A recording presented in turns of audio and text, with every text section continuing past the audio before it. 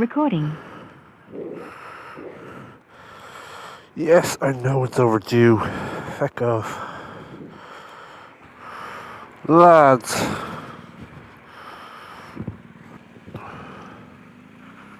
Way, get up the fucking yard. Oh my god, so yeah, nobody's in a hurry with me apparently. And it is time for this bike's big service, big boy service. 20,000 kilometers. And it needs to get opened up and fiddled with. And then my wallet needs to get opened up and fiddled with. And so we're going to see what Joe Duffy hands me over. Usually it's either something really boring or something really interesting. There's no middle ground with them.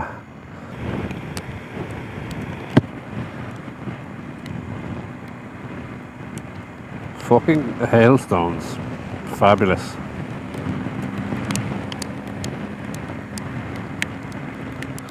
And true to form, I'm going to be showing you a bike class. I'm going to be showing you a bike while there are hailstones falling. So it's going to be a dog shit video. Get ready. Recording. Alright, friendship broken off with R1250 GS. New best friend. F900XR. I think this is new. I haven't been keeping up with BMW bikes, gonna be honest with you. Let's get her powered on and fucking go home. Or go for a little spin. Certainly not as delicious sounding as the 1250 or the 1000XR. Oh wow, it's small. Or smaller than I expected. I'm gonna shut up for a second and ride the bike and then we'll see. Customary 30 seconds on the bike review. And I should note that despite all my fucking talking about it and thinking about it, I've never actually ridden the 1000XR. I've sat on it, but I've never had a proper shot of one. So I gotta,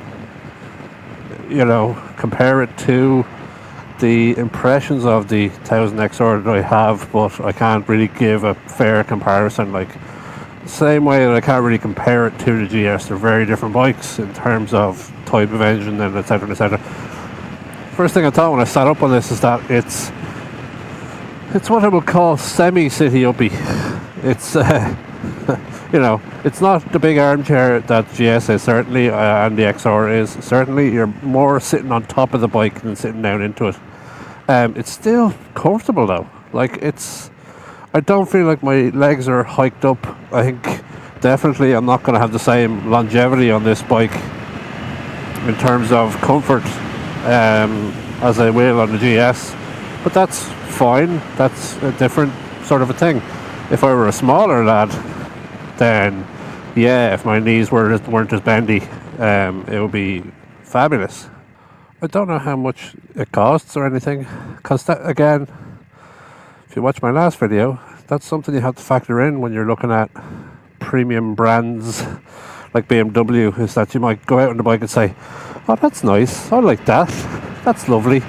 Then you come back and they're like 25 grand please, and you're like, oh, I don't like it anymore, I don't like it that much.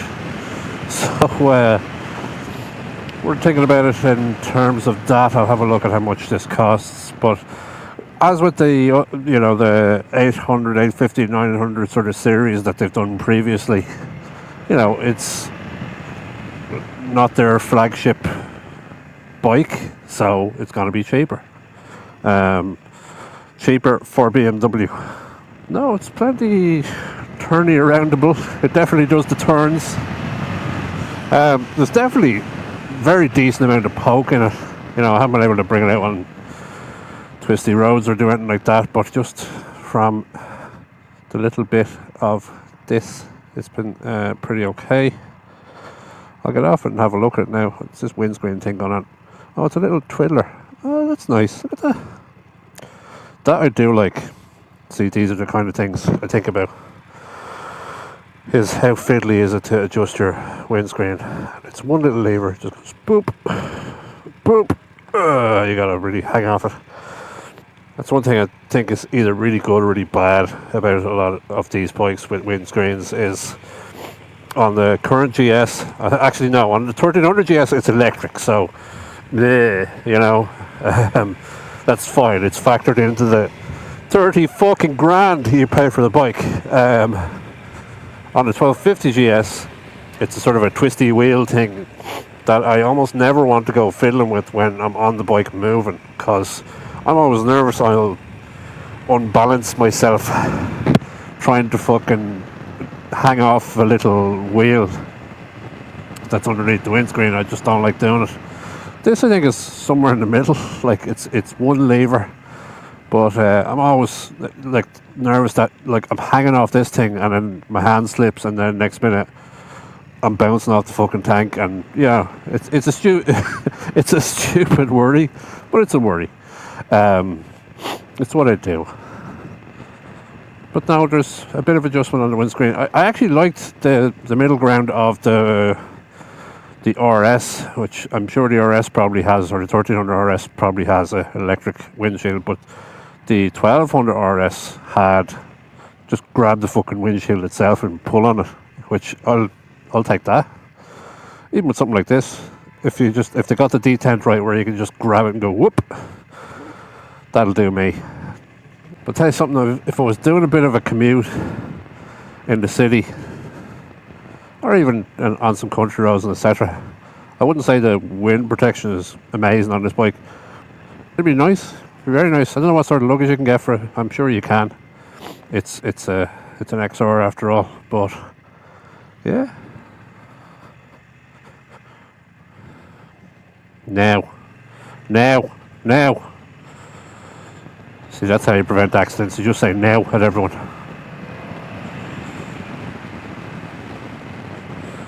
Yeah. Pretty okay and decent levels of poke. It's not a fucking sports bike. It's not the XR, which I'm told tries to kill you fairly routinely. But I wouldn't be complaining if I was sitting on this bike all day. That's it. I only have it for the day, so I'm not going to be doing any big long spins on it, and that would be the main sort of decider, is can you sit up on it for the day?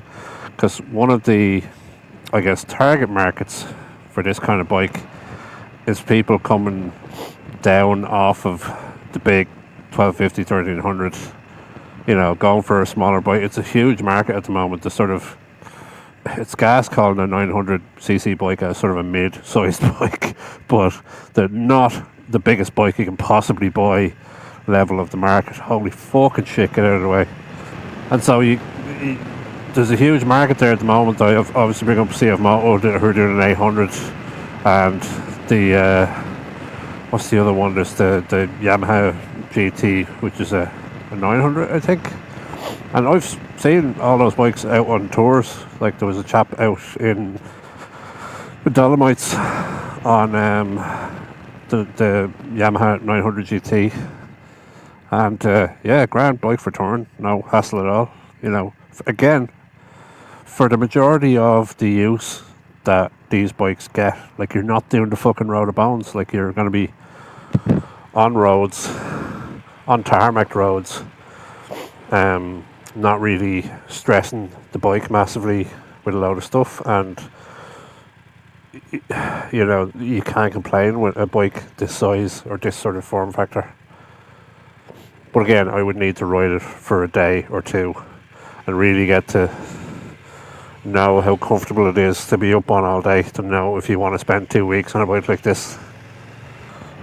Like the 1000XR and any of the sort of GS's, yeah, by sitting on it, it's like, okay, this will do, this is grand. But this one, I'd say it's, like I said when I first sat up on it, it's a semi-city uppie. It's it's, these are my categorizations. There's proper city uppie, which is the sort of the GS's and XRs, etc. of this world. And then there's this isn't a sports bike, and it's not a small bike. It's somewhere in that middle. And in a way that's good, because you don't want to be sitting up on a new sort of bike model like this and say, this is exactly like some other bike. It's somewhere else. it's another option. And yeah, I'll get off it there in a second and have a wee look. I'll bring it out to my normal little spot, go for a spin out that direction, and get off it and show it to you. And show it to me. I haven't really had a look at it, I just hopped on it. But yeah, menus and shit. Look at all those menus. It's got heated grips, which is good. Good job, heated grip. It's got the Wonder Wheel, which is good. You know, they haven't downgraded that. And it's got the proper GPS-y setup. Oh, what are you doing? Come on, the fuck! Oh.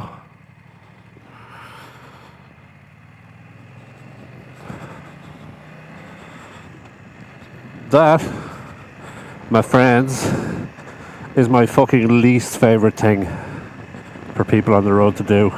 And anyone who knows me has had this fucking rant, so you get it now as well. Fucking people who let people out or let people go. And it's a funny one because it's like people think they're being sound, but that black car there at the junction had the right of way. There was space in front of them. They were in a line of moving traffic, and they stopped before the junction. They had the lights, and they stopped and fucking started letting cars pull in front of them and go.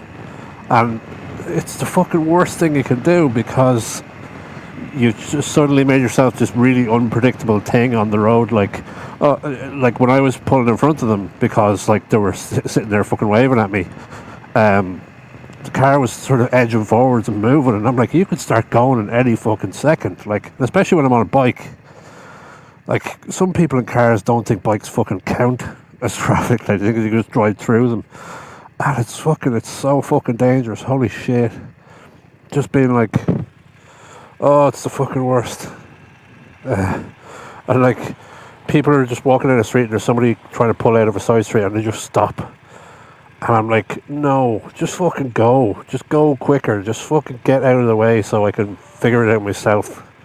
And I don't know, it seems to be, you know, and I hate making generalizations, but I also love it. Like, it seems to be the older generation that does it, that are just like, I'm being a sound road user. And it's like, no, you're actually not. You're just going to cause a fucking accident one day doing that. Fucking waving at people from inside your car when nobody can fucking see you.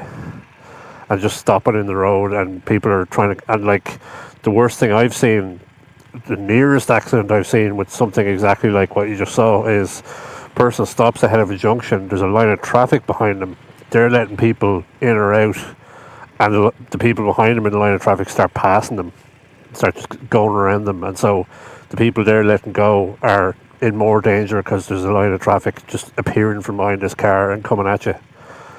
And it's just take your fucking right away. Just go. You'll be gone in 2 seconds. Oh, fuck my life. Pet peeves. Alright, here we are out of my little bike showroom out here. Right.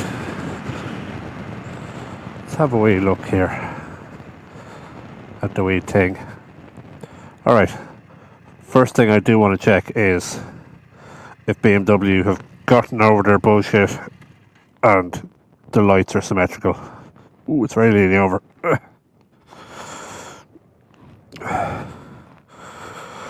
Okay, lights are symmetrical, good job. They've gotten over their bullshit. So yeah, first off, the dash is your standard BMW dash. It seems to have all the bits. It's not unlike the one on the 1250. Maybe it is the one on the 1250. Because there's really no harm in giving you all the software bits. They haven't gone the way of BMW, the car company, and started gouging you for software features. So that's pretty cool. Keyless ride, which is a thing. This one has an alarm, I think, because it went off a while ago. Yeah, walking around it, it does look like a small XR. Like, look at, it's a small XR. that's gas. It's like I said, it's a semi-city uppie. It's not a big tall bike. It's actually grand. There's the alarm going. Has a quick shifter because of course, why wouldn't it? Nice wide bars and mirrors on the bars like so. Not a ton to talk about aside from that. Like it's just a small XR.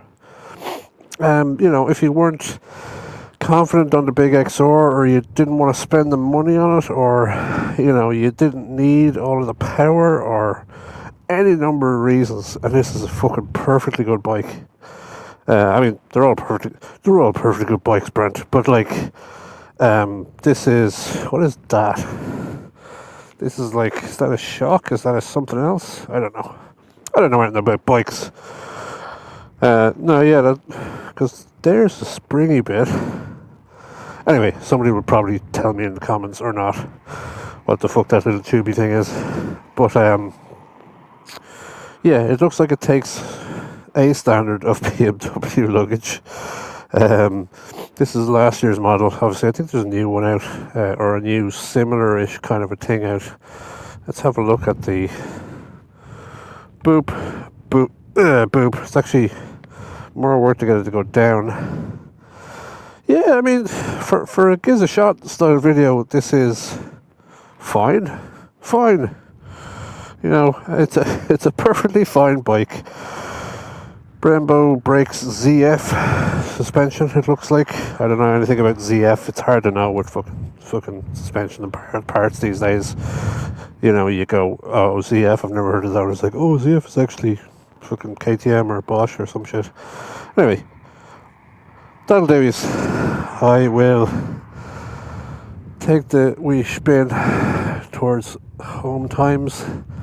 I just thought I would, for old time's sake, do a short gives a shot style video. Yeah, that's not a tall bike. That's cool. I'm glad this bike exists. I'm glad most bikes exist. Let's not lie. But this one in particular, I'm like, okay, cool. I'm not going to go look at the price of it because that'll probably downgrade it, in my opinion. I don't want to be one of those complainy types that complains about, oh, BMWs are too expensive. But they are. You're not buying a BMW to be economical. You're buying it because it's Gucci as fuck. And generally it's going to be either an absolute lemon or good for life. So take your chances and pay your monies. Actually turned out to be not a bad morning, or hopefully. Anyway, that's your lot. See you next time.